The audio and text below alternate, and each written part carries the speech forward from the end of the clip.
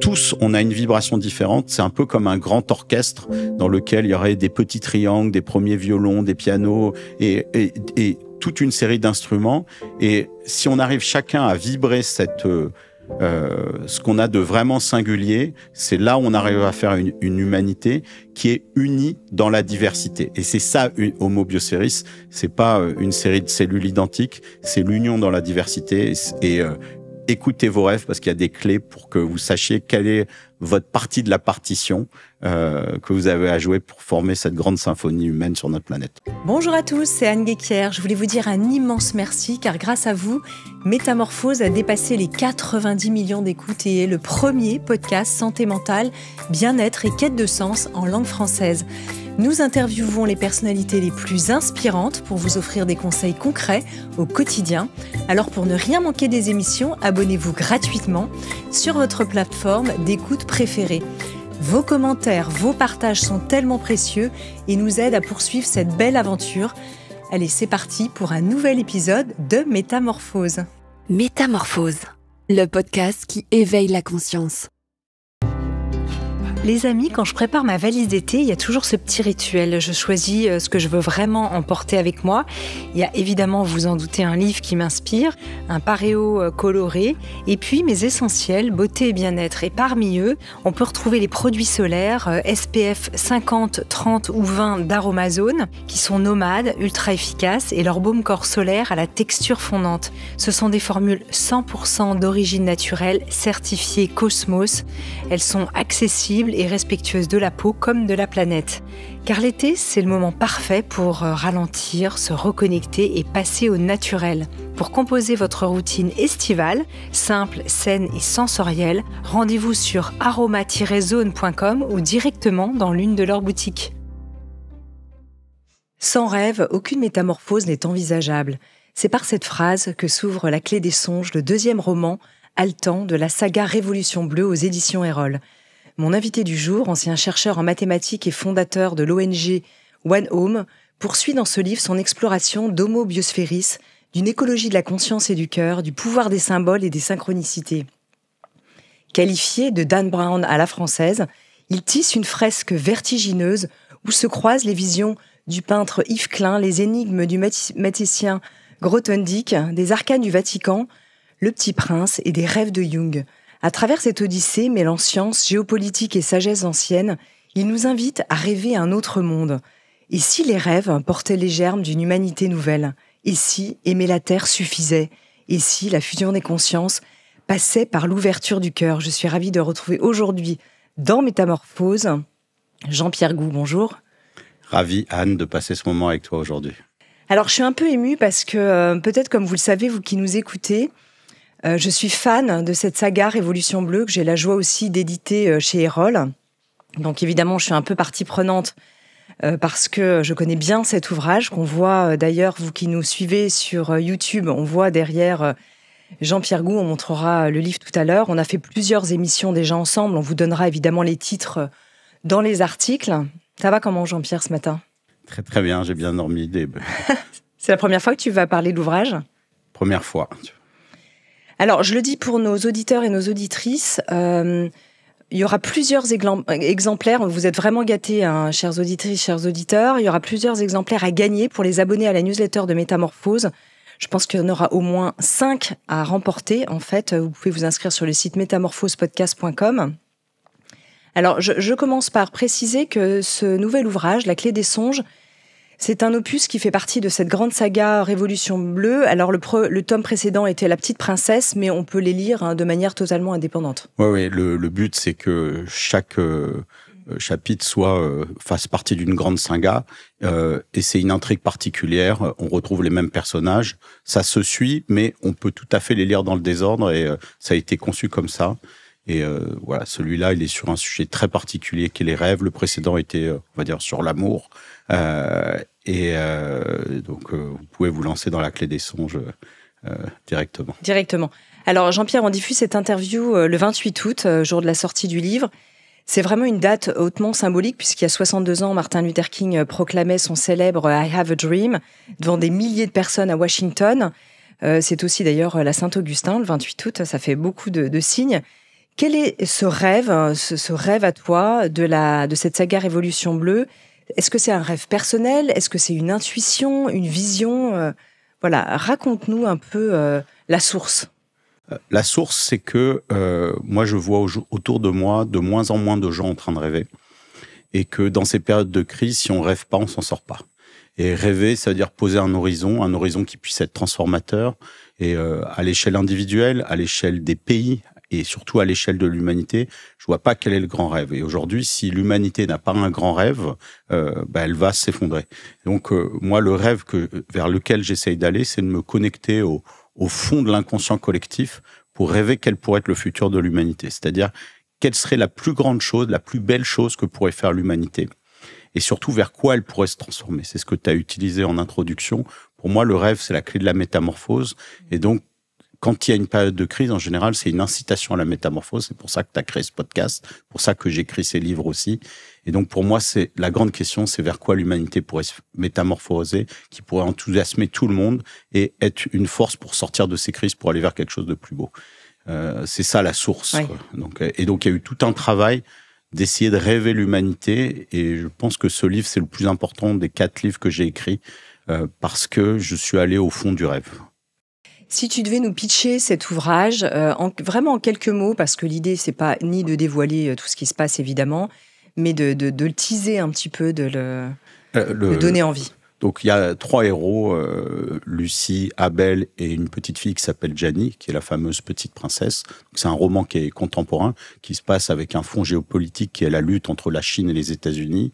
Et face à cette lutte qu'on voit aujourd'hui, il y a une 3e voie. Cette 3e voie, c'est la Révolution bleue. C'est un grand mouvement transnational qui réunit toutes les forces de progrès écologique et social. Donc, et nos 3 héros se retrouvent à la tête de ce mouvement malgré eux. C'est un mouvement qui fait des centaines de millions de personnes et qui veut transformer le monde et qui est justement connecté à ses rêves. Et dans ce tome, la Révolution bleue est devenue tellement immense que toutes les forces justement conservatrices, les États totalitaires, les lobbies, certaines forces obscures, s'organisent pour détruire la Révolution bleue. Et les héros n'ont pas d'autre choix que de puiser au fin fond de leurs rêves pour contrebalancer ces attaques. Donc c'est vraiment un récit de résistance. C'est un récit où les héros sont poussés à bout. Et moi, j'ai été poussé à bout aussi par l'actualité qui était très pesante pendant l'écriture de ce livre. Et il a fallu vraiment que je me rehausse pour pouvoir raconter cette histoire et raconter ce grand rêve de l'humanité. Alors, on va évidemment reparler des thèmes qui te sont chers. Là, en l'occurrence, des rêves. On va parler de Jung, on va parler de tes inspirations. On va reparler des synchronicités qui t'habitent. Et il y en a eu de très, très nombreuses pendant cet ouvrage. Je rappelle qu'on a fait aussi une série qui s'appelait « Ouvrir nos cœurs », où on peut retrouver les thématiques. Tu as parlé de cette petite princesse, de Gianni. C'était le titre du précédent ouvrage qui va ressortir, qui ressort aussi en poche. Donc, si vous avez envie de le lire, n'hésitez pas. Cette petite princesse, elle est inspirée évidemment du Petit Prince de Saint-Exupéry.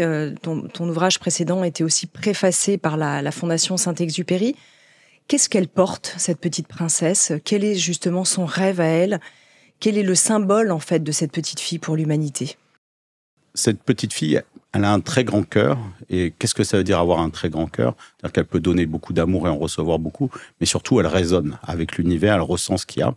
Et elle a une énorme intuition, quoi. Et petit à petit, dans le livre, c'est elle qui guide les héros à la fois vers le secret des rêves et le secret de la métamorphose de l'humanité. Donc, elle est à la fois, on va dire, comme le lapin blanc dans Alice au pays des merveilles, celle qu'il faut suivre si on veut passer de l'autre côté du miroir, mais elle est aussi celle qu'il faut suivre si on veut nous-mêmes ouvrir nos cœurs et aller vers cette métamorphose. Et en fait, petit à petit, on se rend compte quelle est la clé de cette métamorphose. C'est-à-dire qu'elle a les clés pour y aller, elle a les clés pour percer cette clé des songes, percer ce grand mystère, mais elle est aussi l'inspiratrice. Et elle a 9 ans, puis après 10 ans dans le livre. Elle fête son 10e anniversaire dans le livre, donc elle est petite, mais elle émerveille l'humanité. Puis elle a aussi une voix, elle chante, et par cette voix, elle élève, quoi. Et par sa stature, elle inspire. Et moi, j'essaie d'avoir des héros dans ce livre qui inspirent, qui soient enthousiasmants. Donc enthousiaste, ça veut dire avoir le Dieu en soi, et elle a le Dieu en soi, c'est-à-dire qu'elle se laisse traverser. Et elle est comme les autres héros, au service de quelque chose qui est bien plus grand qu'elle. Et petit à petit, dans le roman, on découvre qu'est-ce que c'est ce bien plus grand que soi. Alors, La clé des songes, ce titre est vraiment pas choisi par hasard. D'ailleurs, c'est un mot un peu désuet, le mot songe, qu'on n'emploie plus beaucoup. Quand on parle de songe, évidemment, on va parler des rêves. Qu'est-ce qu'on entend? Est-ce qu'on parle des rêves diurnes? Est-ce qu'on parle des rêves nocturnes? De quels rêves, en fait, parle-t-on? Et d'où vient cette inspiration pour toi? Ouais. Alors, moi, j'ai toujours été fasciné par les rêves parce que j'ai eu une grande partie de mes intuitions qui viennent des rêves. Et c'est le cas de beaucoup de scientifiques. Moi, j'étais chercheur en maths, mais vous avez énormément de scientifiques, la découverte du benzène, la découverte des tables de Mendeleïev. Il y a plein d'autres exemples de gens qui ont eu des intuitions pendant les rêves. Et moi, ce qui m'intéressait, c'était de comprendre ce phénomène des rêves, à la fois le phénomène nocturne, c'est-à-dire quels sont ces cryptogrammes qu'on nous envoie en fait dans la nuit, et aussi ce phénomène diurne, c'est-à-dire le rêve comme pouvoir de transformation, c'est-à-dire j'ai un rêve, mon rêve d'enfant, je vais réaliser mon rêve. C'est des choses qu'on dit souvent. Et donc, je me disais, en fait, toute la réalité, elle est faite de rêves réalisés. C'est-à-dire, cette chaise, ce micro, c'est quelqu'un qui a eu un jour l'idée, le rêve de créer une entreprise pour créer ce micro, et il est arrivé. Donc, le réel est fait de rêves réalisés. Et on voit bien ce qu'une personne qui réalise son rêve peut changer. Moi, la question que je me posais, c'est si 8 milliards de personnes rêvent et réalisent leur rêve, alors là, on peut changer le monde. Et c'est ce que j'appelle le réveil d'Oneiros. Oneiros, c'était les divinités grecques du rêve, les fils d'Hypnos qui se réveillent. Et ce que je voulais raconter, c'était tous les participants de la Révolution bleue qui se mettent à rêver.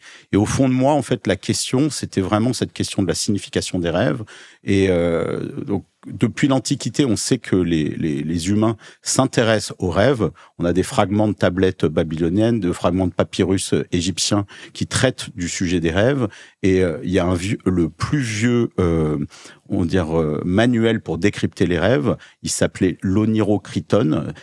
Et qui a été c'est pas mal. A été fait par Artémis d'Éphèse 2 siècles avant Jésus-Christ, et il a repris en fait tous les symboles qui étaient utilisés dans les millénaires précédents. Donc, et aujourd'hui, c'est toujours le manuel qui est le plus utilisé pour décrypter les songes. Et au Moyen Âge, il a été ressorti sous le nom de la clé des songes, quoi. Et on l'a écrit avec un CLEF, un peu de manière désuète, et avec l'idée qu'on puisse percer la clé des songes. Et dans l'Antiquité, les songes étaient souvent des messages divinatoires ou des rêves prémonitoires. Et en fait, ça a basculé en 1900 quand Freud est arrivé. Et Freud, quand il a écrit l'interprétation du rêve, lui, il a, mis le focus sur une chose, c'est le fait que les rêves peuvent exprimer une partie de nos désirs refoulés. Et moi, j'ai toujours trouvé que c'était qu'une partie des rêves, qu'il y a quelque chose de beaucoup plus vaste. Et d'ailleurs, son élève le plus fidèle, qui était Jung, en 1913, il a rompu avec la pensée de Freud pour monter sa propre école de pensée. Et en 1913, donc, il s'est séparé de Freud, et il a créé, en fait, sa propre plongée à l'intérieur de lui-même en écrivant le Livre rouge. Et pendant 16 ans, en fait, Jung, il a plongé en lui-même pour essayer de décrypter ce monde des rêves, et il en a ramené des choses absolument extraordinaires. Et en fait, le Livre rouge, il a été publié qu'en 2009 en France. Oui. Moi, je l'ai découvert parce qu'il a été présenté au musée Guimet en 2011. Je me suis dit, mais qu'est-ce que c'est ce livre? C'est un lutrin dans lequel il y a des enluminures, des mandalas, et tout est calligraphié. Et jour après jour, Jung, pendant 16 ans, il a décrit non pas ses rêves, mais ce qu'on lui a enseigné. Et en fait, dans ses rêves, il rencontrait un personnage mythique qui s'appelait Philémon. Et Philémon, c'est lui qui lui a enseigné le concept d'archétype, c'est lui qui lui a enseigné le concept d'inconscient collectif, comme s'il y avait des divinités qui à la fois nous donnaient des messages, mais nous enseignent, quoi. Donc l'histoire de ce livre est folle. Et moi, ce qui m'intéressait, c'est de me dire comment tout ce savoir que l'on a aujourd'hui sur l'inconscient pourrait être mis au service de la transformation du monde et de la transformation écologique. Ce qui est étonnant, tu as dit quelque chose de très intéressant quand tu as parlé des rêves au début, c'est des rêves qu'on nous envoyait. Quand tu as parlé de la Révolution bleue, ils reçoivent des choses. Et cette histoire de rêve, c'est vraiment curieux parce qu'on ne sait pas vraiment dans quel sens c'est. J'ai interviewé un chercheur en psychologie qui est à Lausanne, qui travaille sur les rêves et les cauchemars. Et pour lui, le rêve n'est pas tant une projection, mais plutôt une digestion émotionnelle. Oui. Alors, toutes ces histoires, tu vois, et donc on voit, Bernard Werber a beaucoup écrit aussi sur les rêves, le mathématicien aussi dont tu parles, Grothendieck a écrit, enfin, tu vas nous en parler, tu vas nous parler de cette inspiration. Et on s'aperçoit finalement, quand on parle des rêves, que ça reste une grosse boîte noire, un grand mystère. On sait des choses d'un point de vue de l'esprit, on sait des choses d'un point de vue de la psychologie, mais finalement, que sait-on véritablement des rêves ? Aujourd'hui, la clé des songes, c'est-à-dire l'explication des rêves, on n'a pas d'explication qui est terminée. Et par exemple, donc moi j'ai fait des recherches sur Jung parce que pour moi, il me semble que lui, il est vraiment allé le plus loin là-dedans. Et il y a des mystères en fait sur Jung. Il y a des choses qu'il n'a pas dites. Par exemple, le livre rouge se finit par un mot et 3 points de suspension, le mot allemand Möglichkeit, qui veut dire possibilité.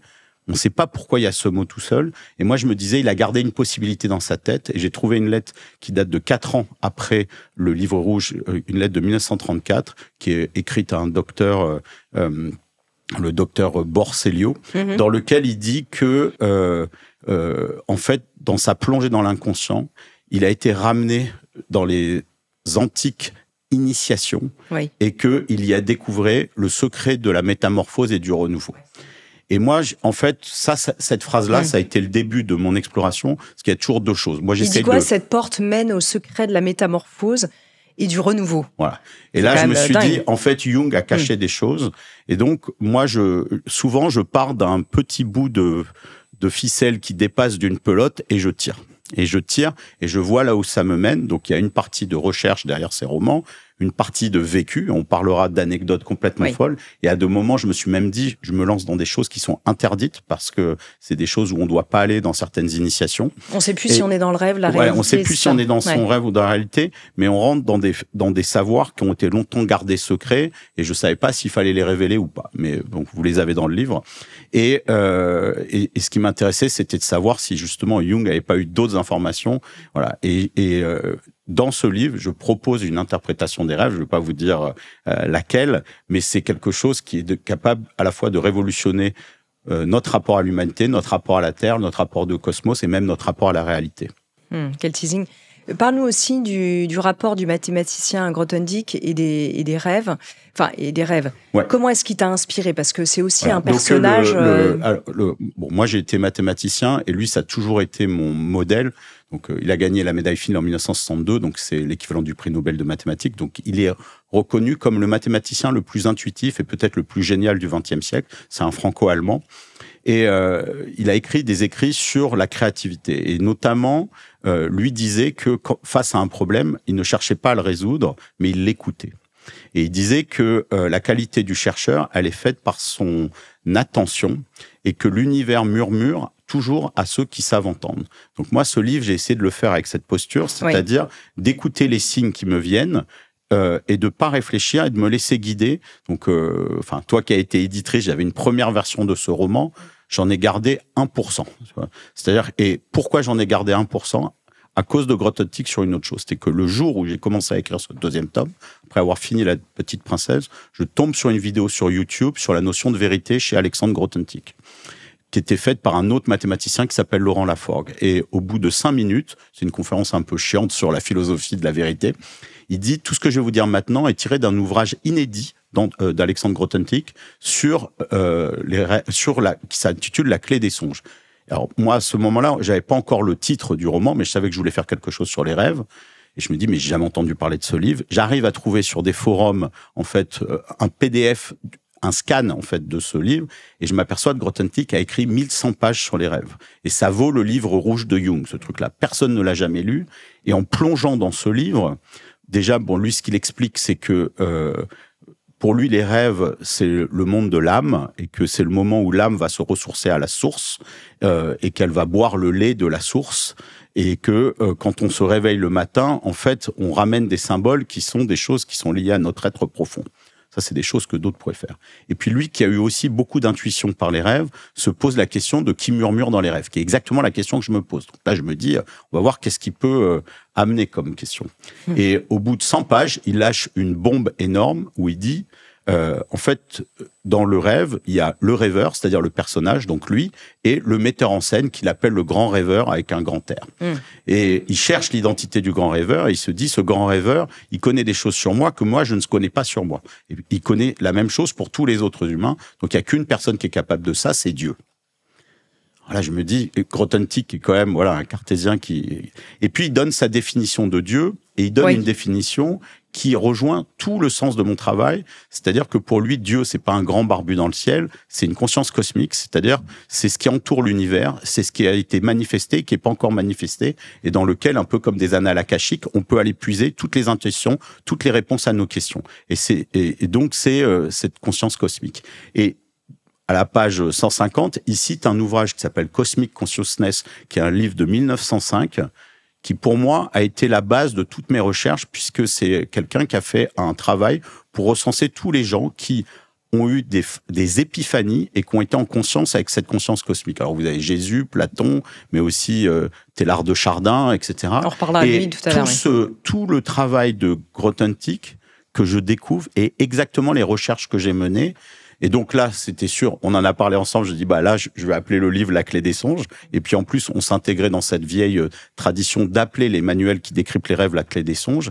Et donc, c'est Grothendieck qui me livre. Et ce qui est intéressant aussi sur Grothendieck, c'est que c'est quelqu'un qui était un des premiers écologistes radicaux dans les années 60. Il a même arrêté la recherche en maths.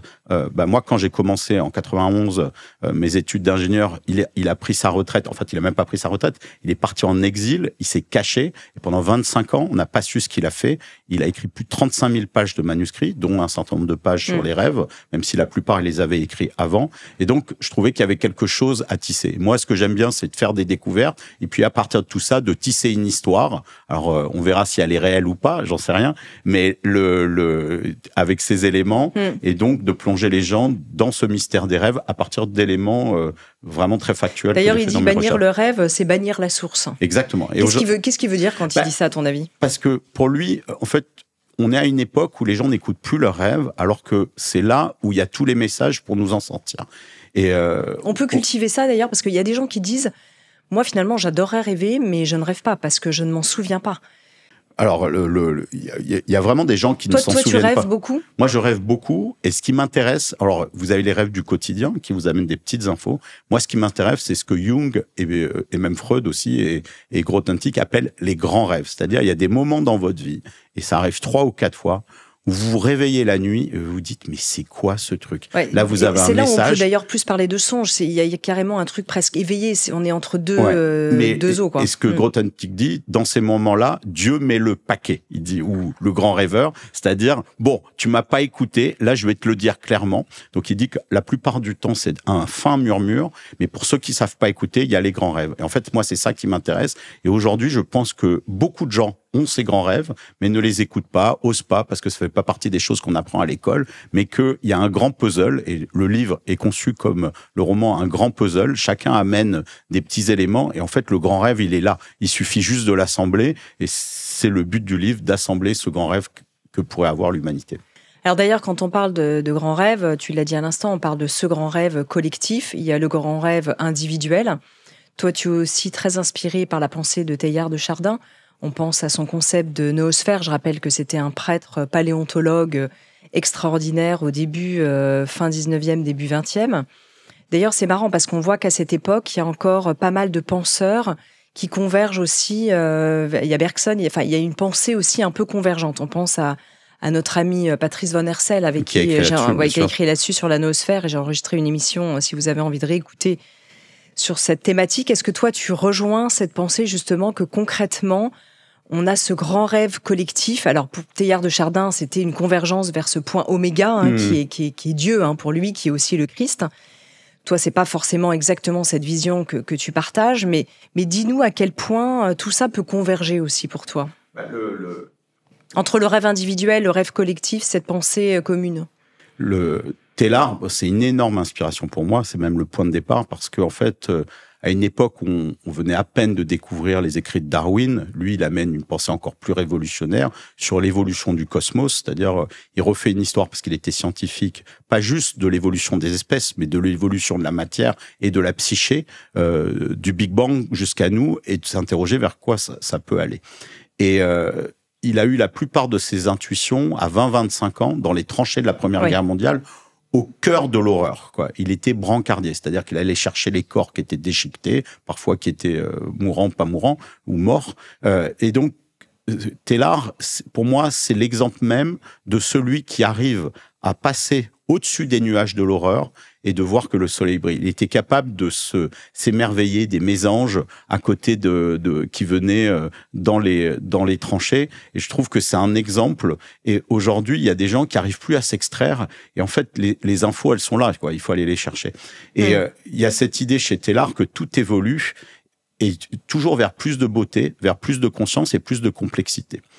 Et moi, je me disais, l'humanité est inscrite là-dedans, on fait partie du réel, et donc on doit, nous aussi, évoluer vers plus de beauté, vers plus de complexité et plus de conscience. Et ça, c'est le secret d'Homo Bioceris. Et Teilhard fait partie de ceux qui m'ont guidé dans cette direction. Et Homo Bioceris, c'est une réinterprétation différente, en fait, du concept de noosphère. Alors justement, d'ailleurs, j'aimerais parler à nos auditeurs et leur demander... On va terminer sur le rêve et on va passer au concept justement d'Homo Bioceris, qui est vraiment cœur et central dans cette saga, et en particulier dans ce tome-là. Avant ça, j'aimerais savoir, dites-nous sur nos réseaux, peut-être sur YouTube ou sur Instagram, quelle place tient le rêve dans vos vies? Si vous avez eu comme ça des grands rêves, des choses très frappantes, on aimerait recevoir vos témoignages. On adorerait vous lire avec Jean-Pierre. Ah oui, ça serait passionnant. Alors... Peut-être avant de venir à Homo Bioceris, on avait dit qu'on parlerait de tes synchronicités et de tes rêves et de ce que tu as vécu quand tu écrivais, en particulier ce tome-là. Je dirais presque que c'est encore plus puissant que le tome précédent. D'abord, on va parler peut-être. Alors, on voit que cette couverture est bleue. Peut-être tu peux nous montrer le livre comme La Petite Princesse, le tome précédent. Et ce bleu, chez toi, il n'est pas... Tiens, je vais le montrer aussi à l'autre caméra. Ce bleu, il n'est pas anodin. C'est un bleu, c'est un bleu Klein. Voilà. Et parle-nous de ce peintre Yves Klein et des synchronicités aussi que tu as vécues pendant l'écriture de l'ouvrage. Alors, le Yves Klein, donc c'est un peintre niçois qui a peint que pendant 5 ans, entre 57 et 62. En 62, il est mort d'une crise cardiaque. Et il est connu comme étant le maître du bleu. Et lui, il a cherché un bleu qui soit capable de dématérialiser la matière. Cette teinte, vous prenez un rocher, vous la peignez en bleu Klein, vous avez l'impression que le rocher a le poids d'un nuage. Et moi, j'ai eu une épiphanie, et un des héros a la même dans le musée d'art contemporain de Nice, quand il a ouvert quand j'étais en seconde, et je suis tombé amoureux de ce bleu. Et j'ai découvert dans ce musée que Yves Klein avait un rêve qui s'appelait la Révolution bleue. Et son rêve, c'était de disséminer ce bleu Klein partout dans le monde. Et ce bleu Klein, c'était la couleur aussi du ciel bleu de Nice. Et moi, j'ai eu la chance de naître sous ce ciel et avec cette mer et ce bleu ultra profond. Et mon rêve, c'est de poursuivre le rêve d'Yves Klein et d'amener ce bleu dans tous les cœurs. Et j'ai essayé de comprendre ce qu'il voulait dire par là, parce que lui, il avait même été à proposer à Eisenhower ou à Roosevelt de mettre du pigment bleu Klein dans les bombes atomiques quand il faisait des essais pour accumuler sa dissémination. Et en fait, la Révolution bleue, c'est de mettre ce bleu dans le cœur des gens pour fédérer l'humanité. Et dans le tome précédent, La Petite Princesse, il y a 2 inspirateurs de la Révolution bleue. Un, c'est Saint-Ex, et l'autre, c'est Yves Klein. Et donc, j'avais fait des rencontres incroyables de la famille Saint-Exupéry. On l'a raconté dans ton précédent podcast, qui ont d'ailleurs écrit cette chose-là. Il m'est arrivé des choses phénoménales avec Le Petit Prince, qui est un livre dans lequel il y a le secret aussi de la métamorphose de l'humanité. Et dans ce tome, au tout début, j'ai commencé l'été dernier, en septembre, pour la première fois, j'ai pu rencontrer la veuve d'Yves Klein. Donc, elle est veuve depuis 1962, donc ça fait 63 ans qu'il a disparu. Et quand on s'est rencontrés, par un hasard, j'ai pas pu la rencontrer aux archives Yves Klein parce qu'elle était un peu malade, donc je l'ai rencontrée chez elle. Et en fait, je me suis retrouvé dans l'appartement où Yves Klein est mort et surtout dans l'appartement où Yves Klein a inventé la Révolution bleue. Et c'est comme si j'étais au cœur du rêve, à la source du rêve. Et on a eu une discussion complètement folle avec cette femme, enfin en tout cas merveilleuse, où elle savait pas du tout ce que je faisais comme travail. Oui, j'allais te demander, elle savait qui tu étais ? Ouais. Elle savait vaguement, et puis ça faisait des années que je les tenais informés de mon travail, mais elle savait pas de près. Et puis j'arrive dans ce salon, et il y avait une photo d'Yves Klein où il regarde un globe terrestre peint de bleu, comme s'il le regardait depuis l'espace. Et en fait, cette photo, il y a, je sais pas, 40 ans ou 35 ans, c'est ça qui m'a donné envie de m'intéresser au point de vue des astronautes sur la Terre depuis l'espace et qui a été à l'origine de la création de cette ONG One Home avec mes amis. Et je lui montre ces images de la Terre qui peut émerveiller les astronautes. Et elle me dit, c'est étrange parce que j'ai peint la Terre la semaine dernière. Et elle me montre des images où elle a peint sur un fond noir monochrome un disque bleu clin, donc la Terre, juste ça. Elle me dit, j'ai jamais peint la Terre de ma vie. Elle peint que des galaxies d'habitude. J'ai jamais réutilisé le bleu clin depuis 63 ans et je vous retrouve aujourd'hui. Et elle m'a offert un de ces tableaux. Tellement elle a vu que j'étais émerveillé. Et en fait, j'ai écrit La Clé des songes avec ce tableau devant moi qui est en fait la porte du cœur d'Yves Klein. Donc, et une partie de son rêve. Et surtout, au moment où on a fini cette discussion, elle m'a demandé de laisser un exemplaire de la Révolution bleue, donc de La Petite Princesse, dans l'appartement. Et à l'heure où on parle, le livre y est toujours. J'ai eu les archives Yves Klein parce qu'elle vit aux États-Unis. Et c'est comme si mon rêve de la Révolution bleue et de La Petite Princesse diffusait depuis le cœur du rêve, comme si j'avais mis un sachet de thé à l'intérieur de ce rêve. Et depuis ce moment-là, donc c'était en septembre 2024, je fais des rêves étranges que je suis dans cette Révolution bleue. Ouais. Et ça a été vraiment pour moi un élément fondateur. Et on retrouve ça dans le livre. Ouais, du coup, il y a une scène dans l'appartement d'Yves Klein, je vous dis rien du tout, mais j'ai voulu immortaliser ce moment. Alors moi, c'est une de mes scènes préférées dans le livre, parce qu'il y a un espèce de point d'orgue et une bascule à ce moment-là. Mais c'est fou, parce que dans ta vie, et c'est une vraie question, c'est-à-dire plus tu t'ouvres aux synchronicités, à ces fameuses coïncidences heureuses, signifiantes. Encore une fois, selon Jung, on a fait un épisode, d'ailleurs, dans Métamorphose, dans cette série dédiée aux synchronicités. Plus elles arrivent, alors après, on peut voir des signes partout, mais toi, c'est pas le cas. Il y a vraiment un signifiant très particulier. Et moi, j'en arrive même à une conclusion, c'est que il n'y a pas que la nuit où vous avez des messages qui vous arrivent, il y en a dans la journée. On parlait des messages diurnes. J'ai essayé de faire un livre à la frontière entre le rêve et la réalité, parce que mon objectif à la fin, c'est d'inverser la réalité et le rêve. Je pars d'une anecdote de Chuang Tzu, qui était un des fondateurs du taoïsme et qui avait écrit Le rêve du papillon, dans lequel il se réveille, parce qu'il avait rêvé d'un papillon. Et il se dit, ce papillon ne savait pas que j'étais en train de le rêver. Puis en se réveillant, il se dit, mais peut-être que moi, je suis le rêve d'un papillon. Et en fait, ce livre, moi, j'ai essayé de flouter les frontières entre la réalité et les rêves. Et tellement je les ai floutés, j'ai joué avec ça. Même moi, je sais plus si là, on est dans la réalité ou dans le rêve. Et ce moment a été fondamental. Et il y a eu d'autres choses très troublantes. Par exemple, il y a une scène à l'UNESCO, dans ce livre, où les héros présentent la charte, un peu comme la charte des Nations Unies, la charte d'Homo Bioceris, qui pourrait être ce futur de l'humanité, avec 10 principes, 10 commandements. On parlera d'un ou deux principes tout à l'heure, oui. Et au mois de mars, là, il y a quelques mois, j'étais invité à donner une conférence, un de mes métiers, c'est conférencier, à l'UNESCO, avec Mathieu Ricard. Et j'étais en train de relire le livre Les Épreuves, et je tombe sur cette scène, et puis j'appelle l'organisateur, je dis, mais on est dans quelle salle? Il me dit, bah, tu seras dans le grand auditorium, la plus grande salle de l'UNESCO, qui est la salle où les héros dévoilent, en fait, la charte d'Homo Bioceris. Donc, j'ai dit aux organisateurs, bah, en fait, je voudrais lire la charte d'Homo Bioceris là-dedans, parce que c'est une synchronicité incroyable. Et là, en lisant, pareil, il s'est passé quelque chose de très étrange dans la salle, parce que les gens savaient plus s'ils étaient dans le rêve ou dans la réalité.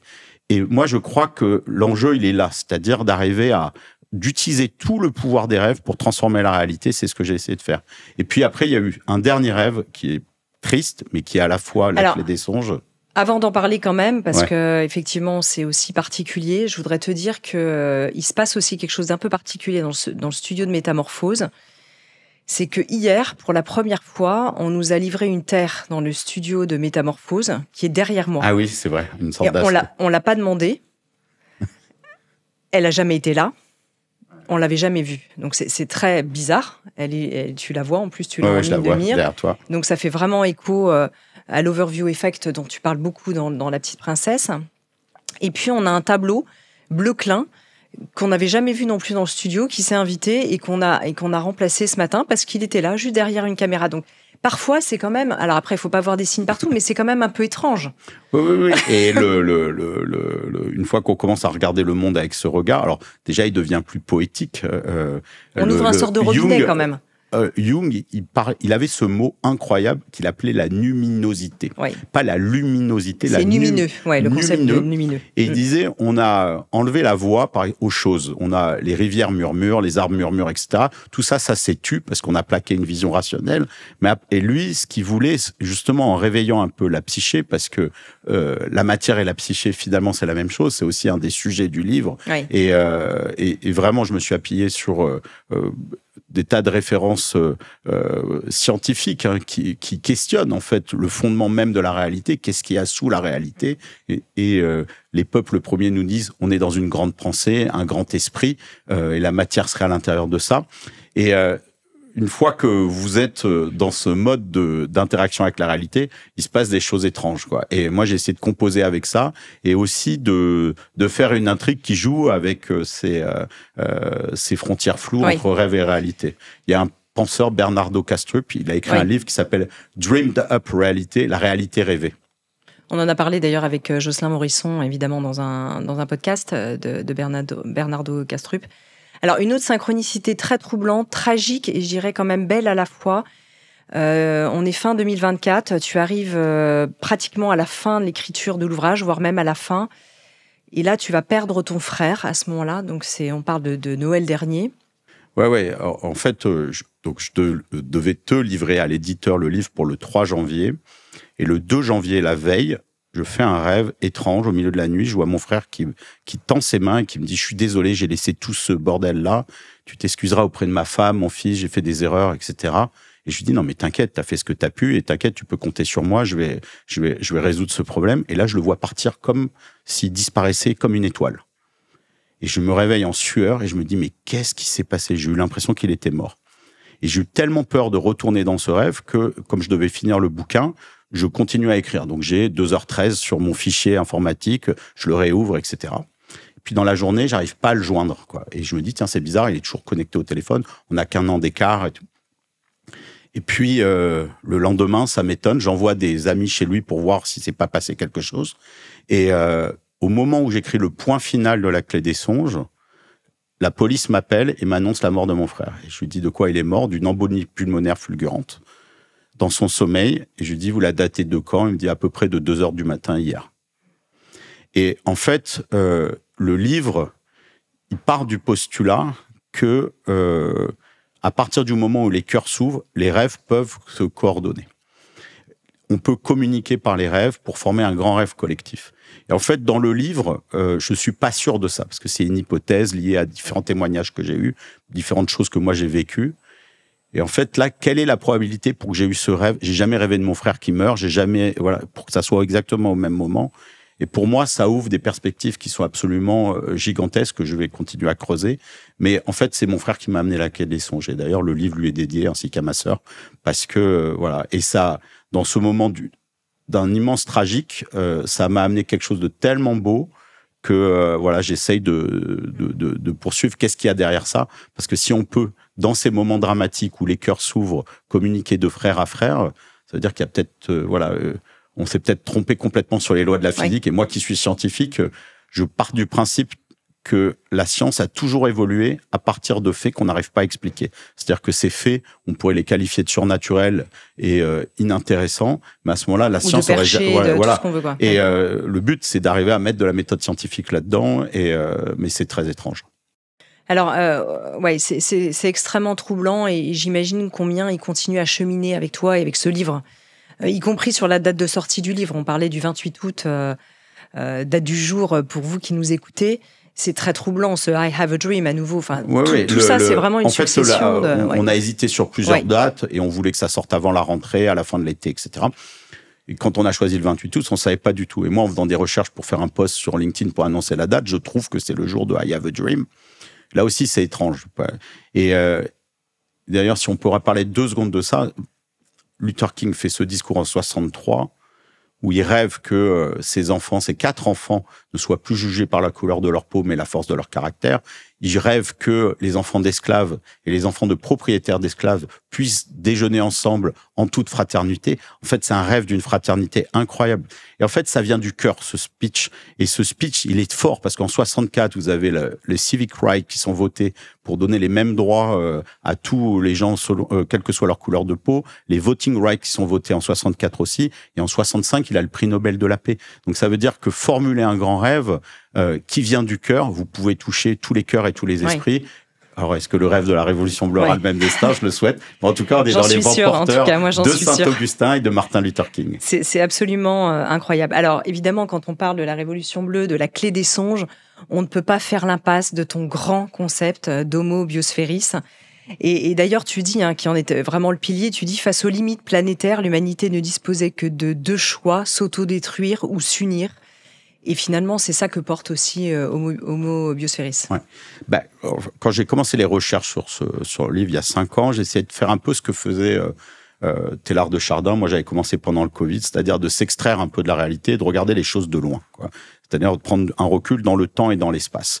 Quand vous regardez, en fait, ce que je vous disais tout à l'heure, l'évolution, on évolue vers plus de conscience, plus de structure, plus de beauté, plus de complexité.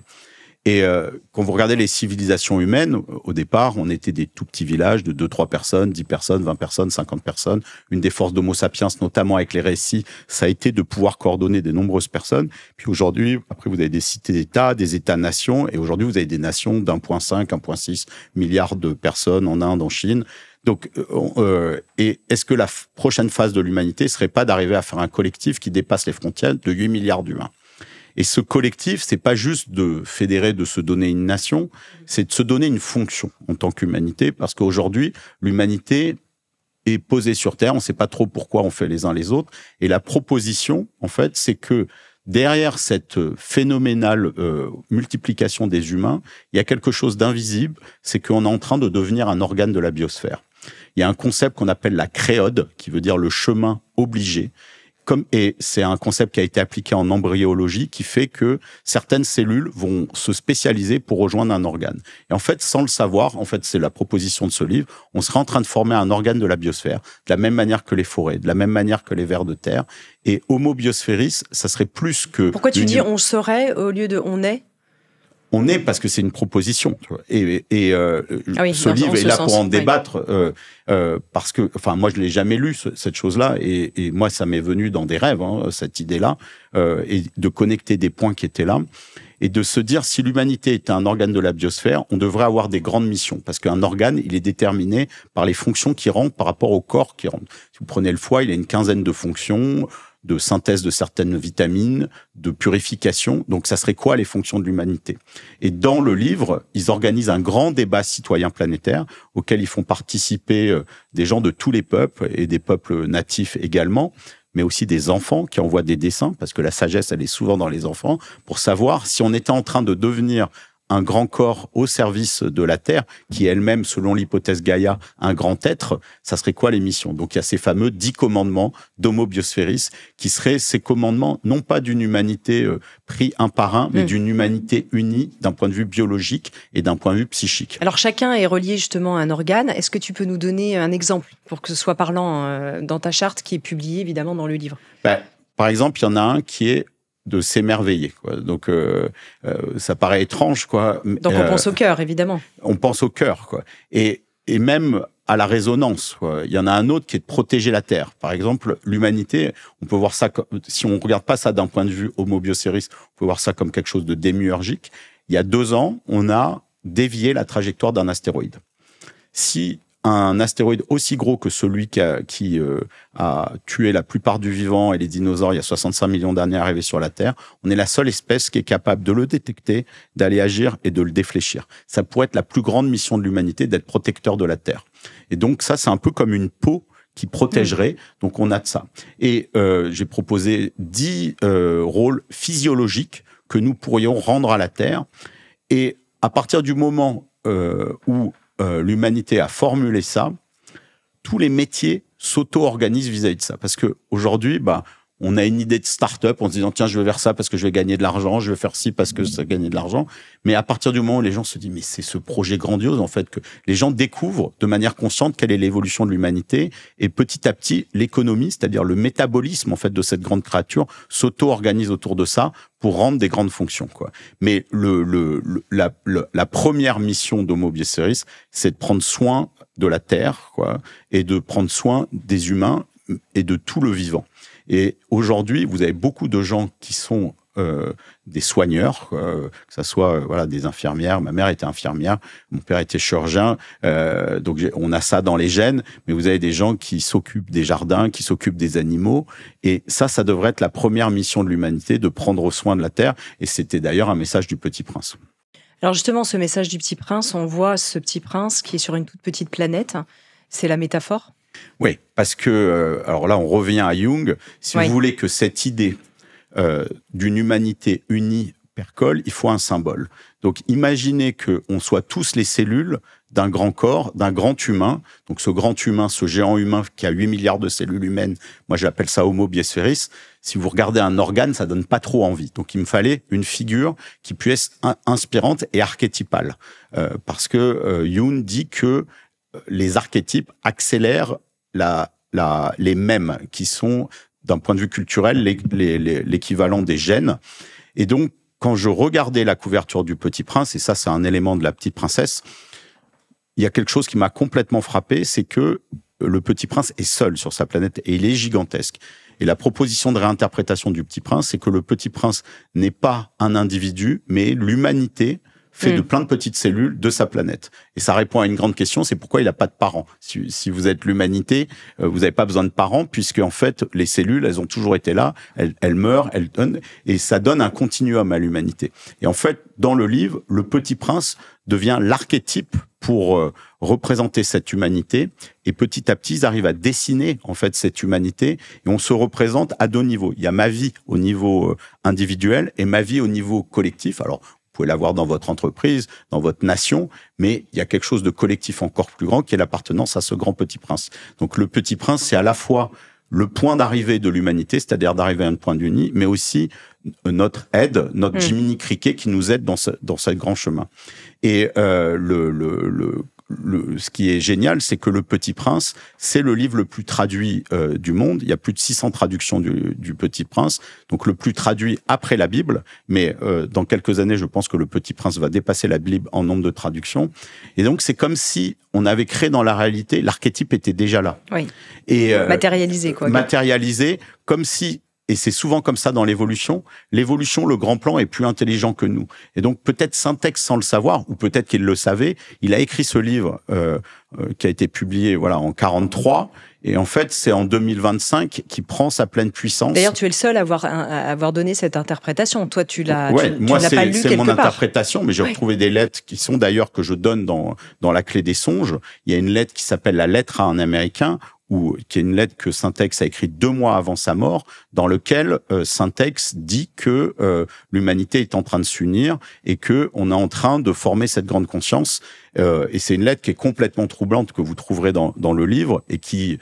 Alors, il a jamais donné d'interprétation au Petit Prince, et ça, je pense que c'est très bien parce que un livre ouvert, c'est le cas de la plupart des grands textes, ça permet par la multiplication des regards que leur puissance soit encore plus grande. Mais en tout cas, cette pensée que on soit les cellules d'un grand Petit Prince en cours de formation, qui soit un organe de la biosphère, elle est corroborée par des lettres de Syntex. Du coup, si je te suis, donc Homo Biosphérus en serait donc le corps de cette hypothèse, et la noosphère en serait la pensée, d'une certaine manière. C'est ça le lien entre les deux.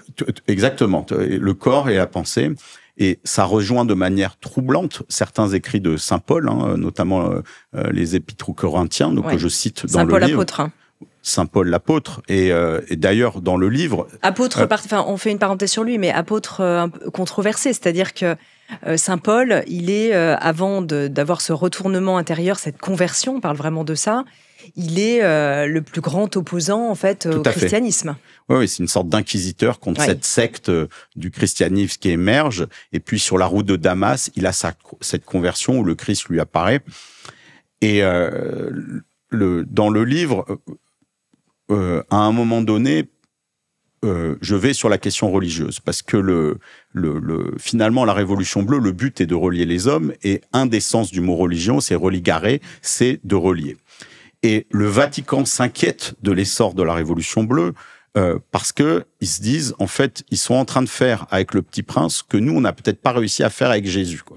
Et donc, le Vatican s'oppose. Alors, le pape. Et donc, ce serait une nouvelle religion qui s'opposerait au christianisme. Et eux disent que non, c'est pas une religion, et vous pouvez mettre le Dieu que vous voulez, c'est juste une manière de s'unir, un peu comme l'appelait Martin Luther King, quelles que soient nos couleurs de peau, en se disant on est tous les cellules d'un même corps, et après vous mettez le Dieu que vous voulez autour. Mais voilà. Et donc là, c'est là où l'intrigue bascule, on va dire, dans une sorte de Da Vinci Code, parce qu'il y a des textes religieux, notamment le livre d'Enoch, et puis certains écrits de la gnose, qui peuvent être les clés de la pensée de Jung. Bon, on va pas tout vous révéler, mais voilà, ça m'a amené à trouver un certain nombre de secrets du Vatican cachés, et c'est des manuscrits qui nous sont ressortis, pareil, étonnamment, après la Deuxième Guerre mondiale. Vous avez Le Petit Prince 43, les manuscrits où on sort les écrits de la gnose, c'est trouvé dans des grottes en Égypte en 45. Qumran, les autres manuscrits, c'est en 48, dans lequel on trouve les fragments du livre d'Enoch. Et pour moi, tout ça, c'est des révélations, et j'ai essayé de tisser quelque chose autour de tout ça, mais je peux pas vous dire quoi.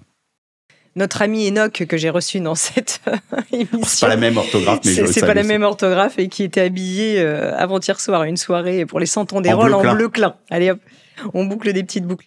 On parle du cœur, on parle de l'ouverture des cœurs et de cette fusion avec la conscience, de ce grand rêve collectif, en disant quand les cœurs s'ouvrent, le rêve est possible. C'est ça que tu dis, et c'est vraiment le grand rêve est possible, c'est-à-dire le grand rêve collectif. Le grand rêve collectif, comment est-ce qu'on fait ça pratiquement ? Parce qu'on a envie de dire, oui, on appelle tout ça de nos voeux. Est-ce que c'est une utopie, une pensée, mais comment est-ce qu'on le réalise? Alors, en fait c'est pour ça que moi je fais du roman et pas des essais. Parce que dans les romans, justement, si on parlait de ces concepts-là, que je vous avais écrit ça dans un essai, on dirait, c'est bien, mais je vois pas comment ça peut se matérialiser. Dans un roman, vous pouvez le raconter. Et moi, j'essaye de me baser que sur des choses qui sont réelles. Ça avait commencé d'ailleurs par l'essai au départ. Ouais. En fait, j'ai écrit des essais que j'ai pas publiés, que je publierai un jour, parce que pour moi, c'était la matière, en fait, qui sert à sous-tendre, en fait, ces thèses ou ces propositions que j'ai. Mais à un moment, moi, ce qui m'intéresse, c'est de le mettre en mouvement et de rajouter des héros et héroïnes qui vous donnent envie que cette révolution bleue existe et qui montrent comment elle se forme petit à petit. Et le point de départ, en fait, de la révolution bleue, c'était de raconter la métamorphose entre Homo sapiens, c'est-à-dire 8 milliards d'humains séparés, vers une humanité unie qui soit le grand Petit Prince. Donc ça sera en 3 tomes. 4, j'en sais rien, tu vois. Donc, mais en tout cas, normalement, c'est 3. Il y en aura un autre l'année prochaine qui sortira. Et donc, c'est de raconter cette métamorphose. Et pour moi, c'est vraiment, je pense que c'est l'aventure intellectuelle la plus compliquée que j'ai jamais fait de ma vie. C'est-à-dire d'essayer de raconter comment c'est possible de passer d'Homo sapiens à Homo biosphéris. Et c'est difficile de le résumer là, parce qu'il faudra 1500 pages, 3 tomes de 500 pages pour arriver à le raconter. Et moi, je le raconte vraiment en suivant mes intuitions et le cœur. C'est-à-dire, le plan, il n'est pas écrit et il se dévoile petit à petit. Alors, j'ai des idées, j'ai toute une série de choses, mais il y a beaucoup d'aides qui m'arrivent. Et le fait que cette métamorphose soit racontée dans un roman, pour moi, c'est comme un théorème qui aurait fait la preuve de comment on passe d'une proposition A à une proposition B. À partir du moment où il existe un pont entre aujourd'hui et un futur souhaitable, et qui serait un futur de cette humanité unie, il en existe des millions, en fait, des chemins. Donc, moi, je dis pas que ce chemin est le chemin. Ce chemin est un chemin. Et ce que je m'évertue, c'est à essayer de le tracer. Et il y a beaucoup d'ingrédients. Tu parlais quels sont les ingrédients. Donc, il y a besoin de figures archétypales. Il y a besoin de symboles. Il y a besoin de choses concrètes. Une charte, un drapeau, des hymnes qui donnent corps à cette humanité qui dépasse le cadre des nations. Des héros. On parle tout... Et le point de départ, en fait, de ces réflexions, c'était un livre que j'ai lu l'été dernier qui s'appelait L'invention de la Chine, qui m'a beaucoup étonné, dans lequel ils expliquaient que le concept de Chine était un concept récent. C'est-à-dire cette langue, ce territoire, on a l'impression qu'il a toujours été là depuis 2000 ans ou 5000 ans, parce que les Chinois essayent de reculer le point de départ. Et en fait, tout ça s'est construit. La notion d'Italie, l'Italie, elle est née au 19e siècle par un processus qui s'appelle le Risorgimento. Et pour moi, on est dans cette époque où il faut qu'un certain nombre de personnes fabriquent les concepts qui permettent de créer cette grande nation humaine, cette grande figure humaine. Et donc, c'est ce qui se passe dans le livre. Et un des ingrédients, par exemple, qui est important aussi, c'est la musique, quoi. Alors, j'allais y venir, parce que dans les ingrédients, il y a l'art. On a parlé d'Yves Klein, du peintre Yves Klein. Il y a la musique. Pour toi, l'art est vraiment un espèce de portail pour ouvrir la conscience. Enfin, tu dis l'art peut être un catalyseur d'unité planétaire. Tu parles vraiment de portail de conscience. Donc, j'aimerais qu'on revienne sur cette métaphore, parce que ce soit dans La Petite Princesse ou dans La Clé des Songes, tu parlais du chant de Janie tout à l'heure. Il est vraiment question de musique, de voix. On sait que toi, tu es aussi un fou de musique. Comment ça se concrétise et comment, en fait, finalement, la musique peut ouvrir aussi nos cœurs aux songes?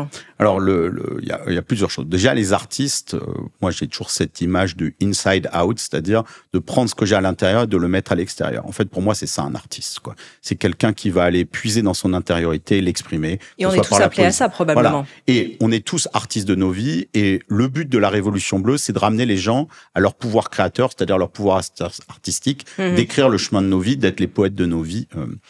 Et la musique, dans toutes ses formes d'armes, elle joue un rôle particulier parce qu'elle peut être entendue par les gens et les mettre en résonance, quoi.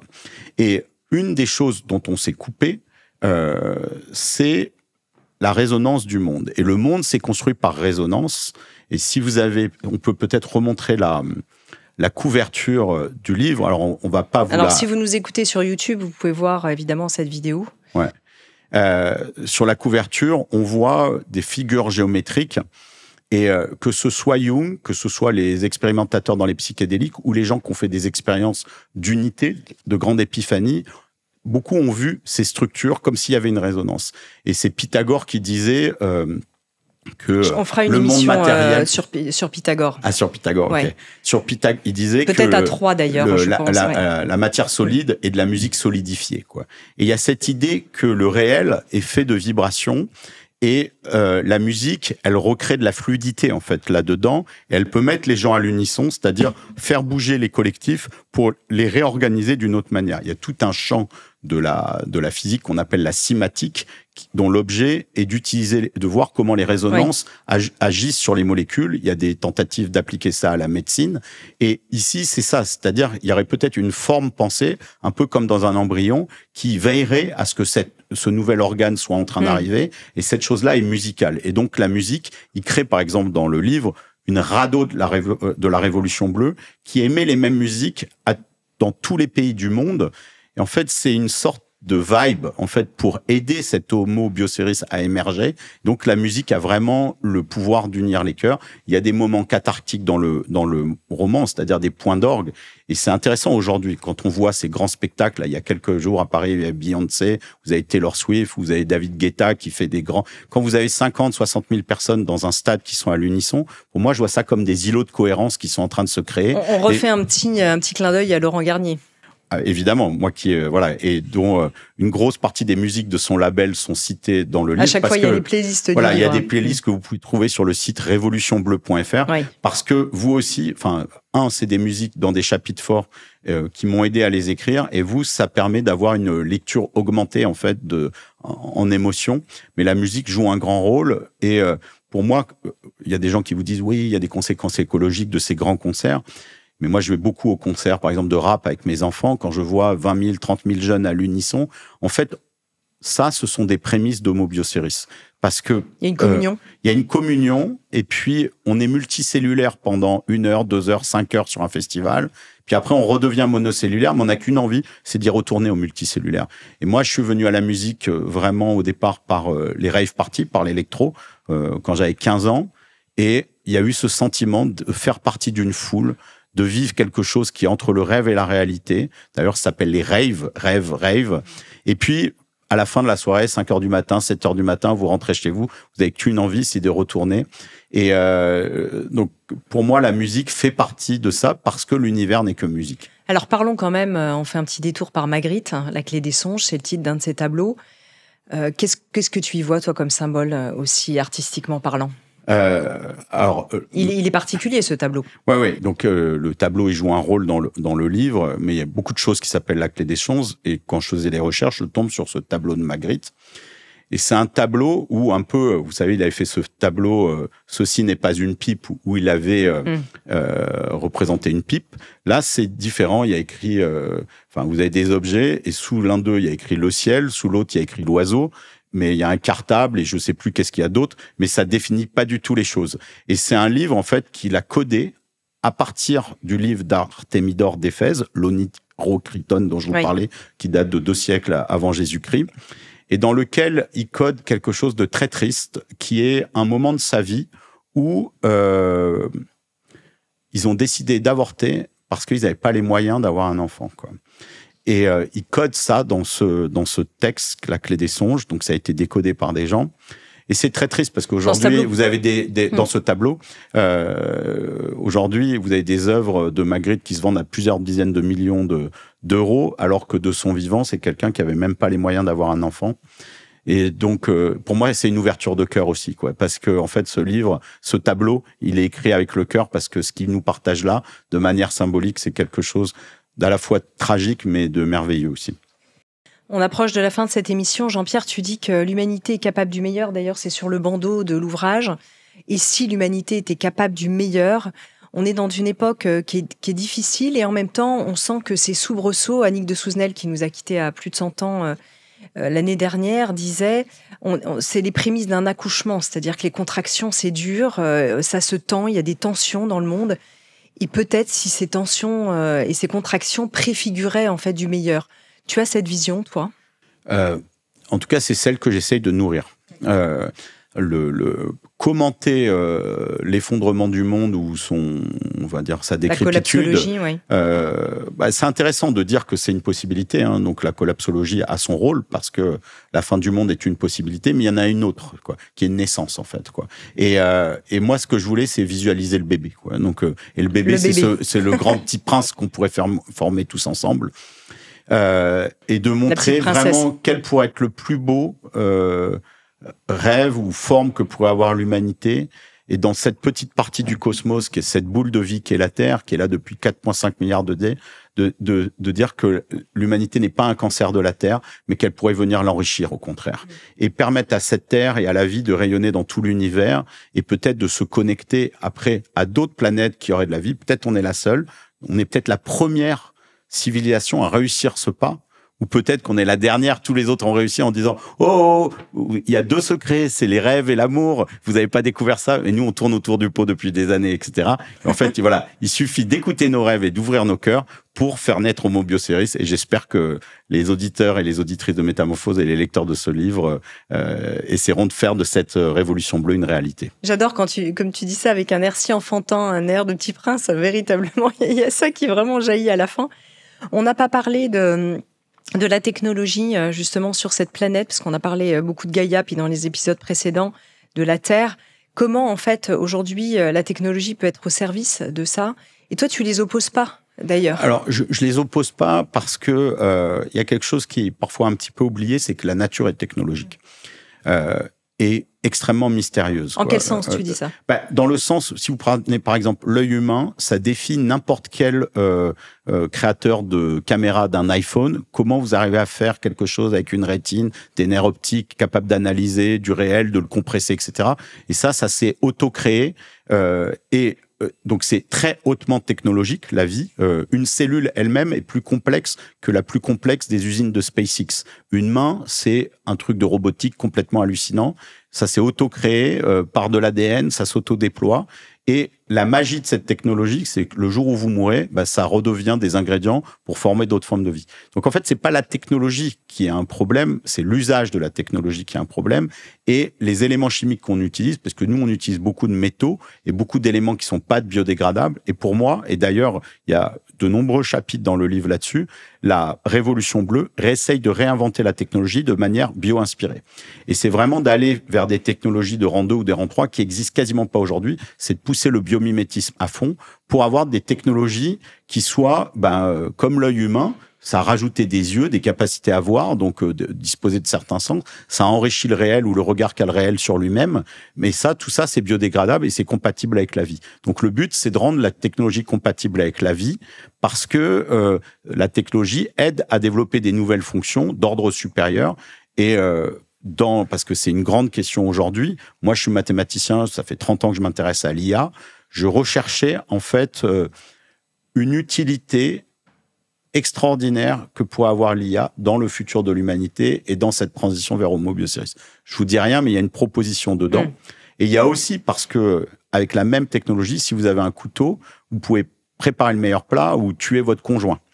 Avec l'IA, c'est la même chose. Le problème, c'est qu'il n'y a pas beaucoup de gens qui s'intéressent à savoir ce que vous pouvez faire de bien avec l'IA. Donc, il y a du côté des gentils, on va dire, dans le livre, cette utilisation... j'espère qu'il vous émerveillera. Et du côté des méchants, des utilisations horribles de l'IA qui sont... Tu ne veux pas parler de ta théorie sur le sujet? Non, je peux pas. Tu préfères je pense ne pas que la c'est dévoiler. vraiment un des points les plus...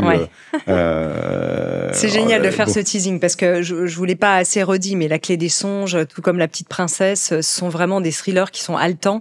C'est-à-dire que là, on théorise beaucoup, etc. Mais il y a vraiment cette histoire, on n'est pas revenu sur les personnages. Abel, Lucie, Janie, toute une tribu autour du jaguar et de sa famille.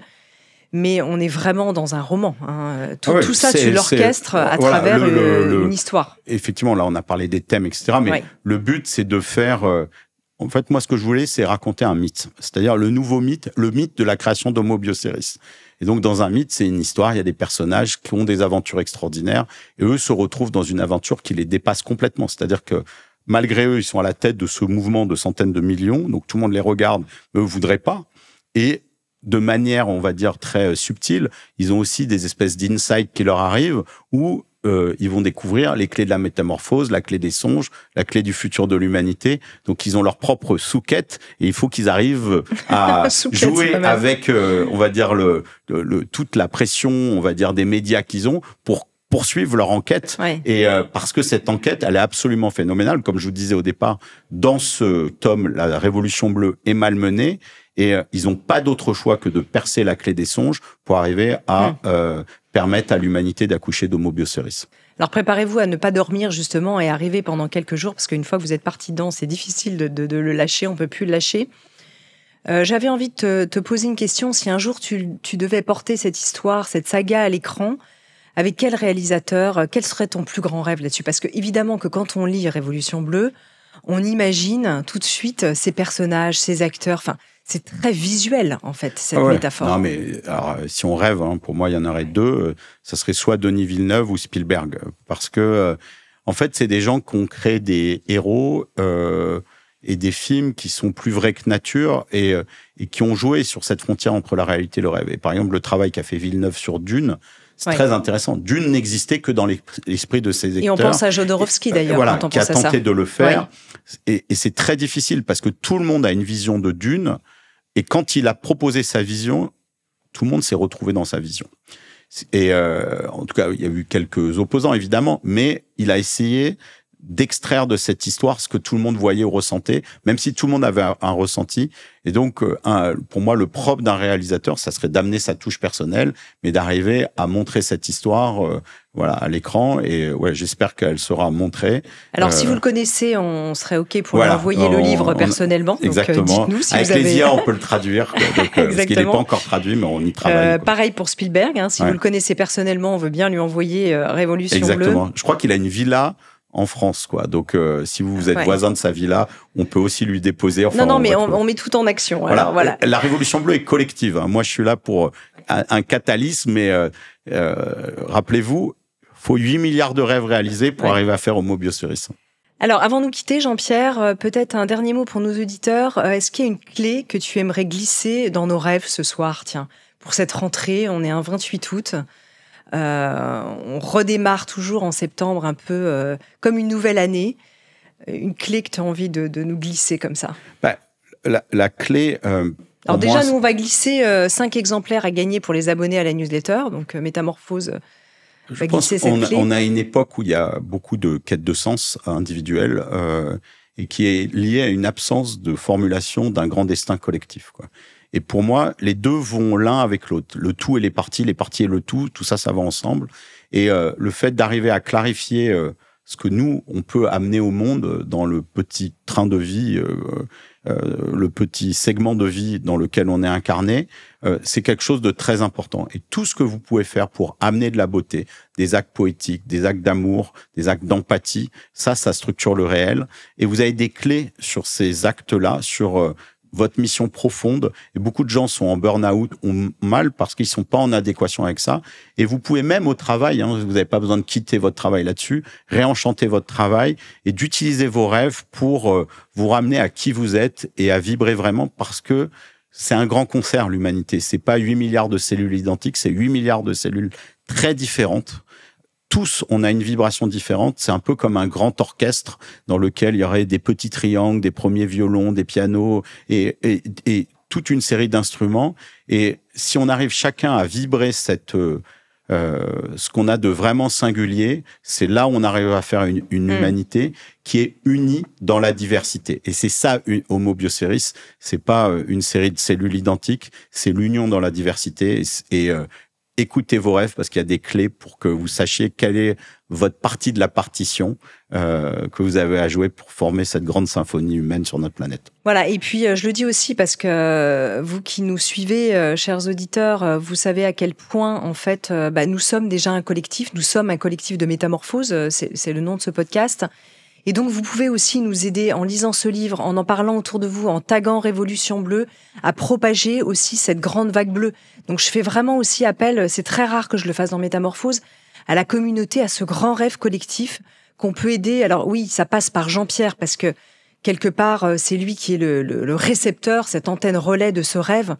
Mais on le sent bien, tout comme Victor Hugo, je parlais de Dan Brown, français tout à l'heure, comme les auteurs, les écrivains sont au service, souvent, d'un message, d'un songe, d'une clé. Je l'écris dans la conclusion de ce livre, enfin dans les remerciements. Ce livre ne vient pas de moi. Comme je te disais, c'est pas ce livre que j'avais prévu d'écrire. Oui. Il m'est traversé, il s'est imposé à moi. Donc moi, ce livre, il est pour vous. Il est lié à ce qui m'a été dit, partagé, et j'ai essayé de partager cette quintessence, de l'agencer. Donc moi, je suis un agenceur là-dedans. Ouais. J'ai essayé de prendre ces parts de puzzle, mais ce livre, il est pour vous.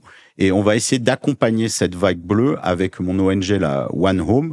Et je pense qu'au moment où ce podcast paraîtra, le nouveau site sera rentré. On va lancer un grand challenge à l'humanité qui va s'appeler le Blue Revolution Challenge pour montrer ces images de la Terre à toute l'humanité dans les 200 nations du monde. Et c'est un challenge qui est très lié à Homo Bioceris parce que voir la Terre depuis l'espace, on se dit oui, c'est comme un astronaute qui voit la Terre. En fait, on voit le corps auquel on appartient. On voit Gaïa. Et c'est ça qu'on a envie de donner aux gens, c'est comme si toutes les cellules humaines prenaient conscience qu'on appartient à ce grand tout, et c'est ça qu'on va essayer d'accompagner. Oui. Donc moi j'essaye d'avoir des projets aussi à côté, mais le but c'est d'appeler à des multitudes de projets pour arriver tous ensemble à construire cette Homo Bioceris et à faire cette révolution bleue. Alors, merci. On a besoin de vos rêves. On a besoin de vos rêves. En tout cas, merci infiniment, mon cher Jean-Pierre Gou, d'être venu faire un tour dans Métamorphose pour inaugurer vraiment le lancement de ce livre. Vous l'aurez compris, c'est un peu comme à Cannes. Il y a une rentrée littéraire en France et pour moi, c'est le roman inspirant pour bien démarrer la rentrée. Il est un peu justement en off. À Cannes, il y a aussi le off. Là, c'est le off de cette rentrée littéraire. Alors, vous l'aurez compris, moi, je suis déjà amoureuse de cette révolution bleue. Je rappelle qu'à travers les parcours de Lucie, Abel, Janie, Jean-Pierre nous entraîne dans une fresque où se mêlent écologie, géopolitique, art, science et spiritualité. C'est vraiment ce roman d'aventure qui interroge notre rapport au vivant, au mystère, à l'avenir de l'humanité. Voilà, je fais un peu une synthèse. Je rappelle qu'il y a 5 exemplaires à gagner pour les abonnés gratuitement, évidemment, à la newsletter de Métamorphose sur le site métamorphosepodcast.com. Je remontre, avant de se quitter, je te le redonne et tu peux montrer la couverture. Et je vous dis à très bientôt. Merci Jean-Pierre. Merci Anne. Merci aux auditrices et auditeurs de Métamorphose. Si vous avez aimé ce podcast, n'hésitez pas à lui donner 5 étoiles sur Apple Podcast et surtout abonnez-vous pour ne manquer aucun épisode. Découvrez mes invités en avant-première sur Instagram à l'adresse Métamorphose Podcast et abonnez-vous aussi gratuitement dès maintenant à la newsletter Métamorphose pour être au courant de nos conférences, ateliers et de nos dernières actualités. Pour ça, rendez-vous sur notre nouveau site www.métamorphosepodcast.com. Métamorphose, le podcast qui éveille la conscience. Tous les lundis et jeudis dès 7h.